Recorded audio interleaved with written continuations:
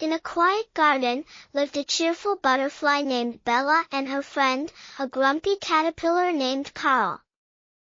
"Come fly with me," Bella chirped. "I don't want to fly," Carl grumbled. "Crawling is safer." "But change is good. I used to crawl too, until I became a butterfly." "Not me. I like how things are." "Don't they know how hard that looks?" he said, munching a leaf.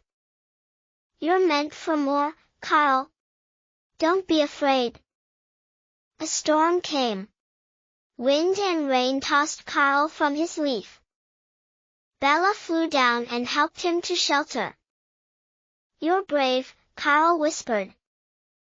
"You can be too." Carl began to spin his cocoon. Weeks later, Carl emerged, with wings. He soared beside Bella, laughing. "You were right. Change is beautiful." Moral of the story: don't fear change, it can help you grow into something amazing. Thanks for watching.